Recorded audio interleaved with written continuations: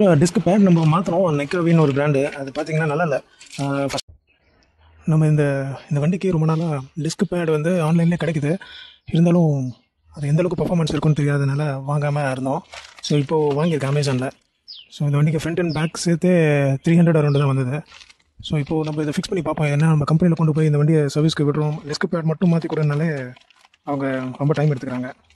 So அதனால் நான் பொதுவாக ஃபாஸ்ட்டாக மாற்றி கொடுப்பீங்கன்னா விடுறது, இல்லைன்னா நான் வண்டி இதுக்காகலாம் விட்டுட்டுலாம் போக மாட்டேன். ஸோ அதனால் நம்மளே வாங்கிடலாம் அப்படின்ட்டு தான் இப்போ வாங்கியாச்சு.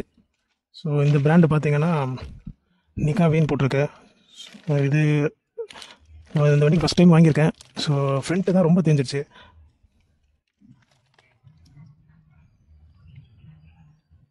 ஸோ ரியர் பார்த்தீங்கன்னா நிறையா இருக்கும்.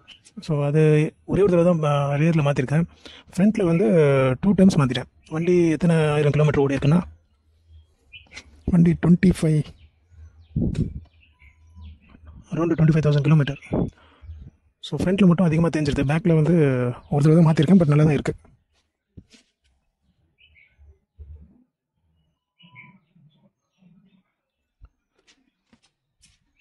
ஸோ ஃப்ரண்ட்டில் இப்போ முதல்ல மாற்றிடுவேன். ஏன்னா ரெண்டும் சேர்த்து செட்டாக தான் வந்திருக்கு.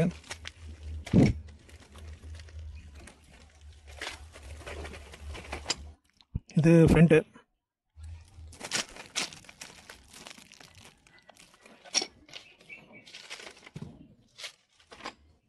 இது பேக்கு.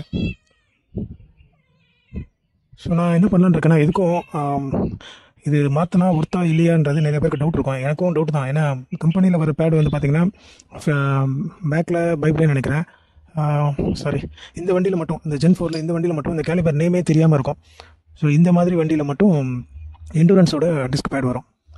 பேக்லேயும் அதே தான் நினைக்கிறேன். ஸோ எனக்கு சரியாக ஞாபகம் இல்லை. ஸோ அந்த டிஸ்க் பேட் பார்த்திங்கன்னா அது நல்லா குவாலிட்டியாகவே இருக்கும். நல்லா பிரேக்கிங் பவர் நல்லாவே இருக்கும். ஆனால் இப்போ நம்ம வாங்கியிருக்கிறது எப்படி இருக்கும் அப்படின்றது நமக்கு தெரியல. அதனால் நம்ம என்ன பண்ணுவோன்னா, ஃப்ரண்ட் மட்டும் மாற்ற வேணாம், பேக்கும் மாற்றி கூட ட்ரை பண்ணி பார்ப்போம். ரெண்டுத்தையும் ஃபஸ்ட்டு நான் ஃப்ரண்ட் மட்டும் மாற்றிட்டு ஓட்டி பார்த்துட்டு நல்லா இருந்துச்சுன்னா பேக்கும் மாற்றிட்டு நான் அப்டேட் பண்ணுறேன். ஸோ ஃபுல்லாக க்ளீன் பண்ணியாச்சு. இனிமேல் க்ரீஸ் போட்டுட்டு புது டிஸ்க் பேடை ஃபிக்ஸ் பண்ணிவிட்டு செக் பண்ண வேண்டியது. பிரேக் பிடிக்கிறதுல ஒன்றும் பெருசாக வித்தியாசம் தெரியல. ஆனால் ரொம்ப நேரம் நீங்கள் பிரேக் அப்ளை பண்ணி ட்ரைவ் பண்ணிகிட்டே இருக்கீங்கன்னா ஹீட் ஆகிடும்.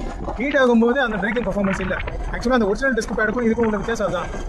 மழை காலத்தில் ஓட்டுறீங்கன்னா பெருசாக வித்தியாசம் தெரியாது, ஏன்னா ஹீட் ஆகாது.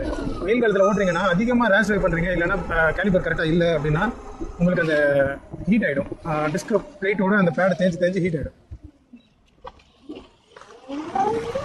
ஹீட் ஆனதுக்கப்புறம் உங்களுக்கு அந்த பிரேக்கிங் வெயிட் வந்து கம்மியாகிடும். அதனால் ஒரிஜினல் போடுறது தான் என்றைக்குமே பெட்டராக இருக்கும். அதாவது ஒரிஜினல் நான் சொல்கிறது ஏற்றுலேயே போய் நீங்கள் வாங்குங்கன்னு நான் சொல்ல மாட்டேன். ஏன்னா அது வெளியே எதுவும் கிடைக்கல.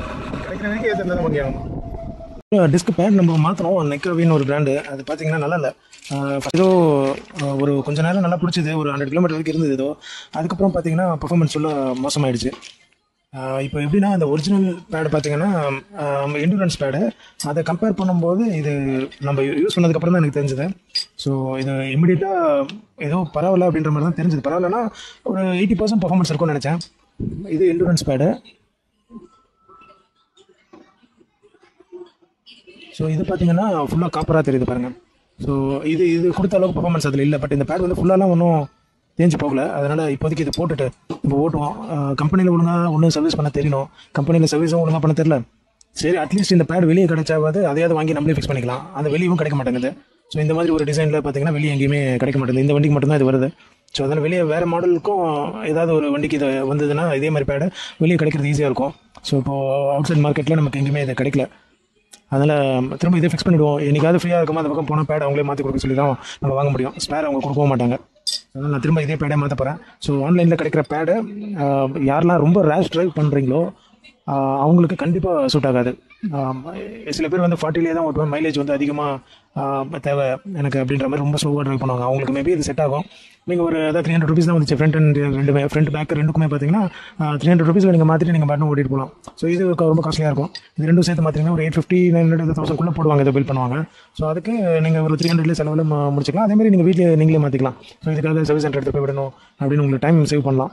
ஸோ ஆனால் பிரேக்கிங் கண்டிப்பாக எனக்கு தெரிஞ்சு 50% நான் சொல்கிறேன் ஃப்ரண்ட்டுக்கு மட்டும். பேக்குக்கும் சேர்த்து நீங்கள் மாற்றினீங்கன்னா எனக்கு தெரிஞ்சு 40 30 கூட இருக்கலாம். ரேஷ் ட்ரைவ் பண்ணுறவங்களுக்கு கண்டிப்பாக 100% பிடிச்சிட்டு இருந்த பிரேக் வந்து 30% ஆர் 40% ஆகிடும். ஏன்னா இது காம்பி பிரேக். நீங்கள் பேக் பிரேக் அடிக்கும்போது பார்த்தீங்கன்னா ஃப்ரண்ட்டுக்கும் அப்ளை ஆகும். ஏன்னா இங்கே 3 பிஸ்டன் இருக்கும். இந்த 3 பிஸ்டனில் வந்து சென்டர் பிஸ்டன் மட்டும் பார்த்தீங்கன்னா உங்களுக்கு பேக் பிரேக் அடிக்கும்போது இந்த பிஸ்டன் மட்டும் மூவ் பண்ணி அந்த பேடை புஷ் பண்ணும். ஸோ இதே ஃப்ரண்ட் பிரேக் அடிக்கிறீங்கன்னா இது ஆயில் வந்து ஒரு ஒரு பைப் பார்த்தீங்கன்னா ஃப்ரண்ட் பிரேக்குக்கு போகும் ஆயில், இன்னொன்று டியூப் பார்த்தீங்கன்னா பேக்குக்கு போகும். ஸோ இப்போ இன்னொன்று அடிக்கும்போது இந்த 2 பிஸ்டன் ஆக்டிவேட் ஆகும். சென்ட்ரல் பிஸ்டன் வந்து ப்ரெஸ் பண்ணும்போது பவர் கம்மியாக இருக்கும். இந்த 2 பிஸ்டனும் இந்த ரெண்டு எண்டில் பிடிச்சி நம்ம ப்ரெஸ் பண்ணும்போது இன்னும் ஃபோர்ஸ் அதிகமாக கிடைக்கும். அப்போ பவர் அதிகமாக இருக்கும். ஸோ அதனால் காம்பி பிரேக்குன்னும் போது எனக்கு ஃப்ரண்ட் மட்டும் தான் நான் மாற்றி செக் பண்ணேன். பேக் நான் மாற்றவே இல்லை. ஃப்ரண்ட்டு நீங்கள் மாற்றிட்டு யூஸ் பண்ணிங்கன்னா 50% பெர்ஃபார்மன்ஸ் இருக்கும். இதே நீங்கள் ரெண்டுமே அந்த லோக்கல் பிராண்டே போட்டிங்கன்னா கண்டிப்பாக உங்களுக்கு 30 to 40 அவ்வளோதான். ஹீட் ஆச்சுன்னா கஷ்டம். மழை காலத்தில் மேபி சப்போர்ட் பண்ணும். வெயில் காலத்திலலாம் ஹீட் ஆல்ரெடி இருக்கும். அந்த ஹீட்டில் இதுவும் ஹீட் ஆகிடும். ஹீட் ஆகி டிஸ்க் பிளேட்டும் பார்த்தீங்கன்னா ஃபுல்லாக தேஞ்சிடும். ஸோ இதனால தெரிஞ்சது நான் சொல்ல மாட்டேன். ஏன்னா இது வரைக்கும் 3 பேட் நான் யூஸ் பண்ணிட்டேன் இல்லையா, இந்த பேட்டோட சேர்த்து. இதுதான் 3rd பேடு. ஸோ அதனால தெரிஞ்சிருக்கும். ஸோ இது போட்டு நான் ரொம்பலாம் ஓட்டல, ஒரு 300 கிலோமீட்டர்ஸ் ஓட்டிருக்கலாம். 300 to 500 மேக்ஸிமம், அவ்வளோதான். ஸோ அதுக்குள்ளே இவ்வளோ தான் தெரிஞ்சிருக்காது.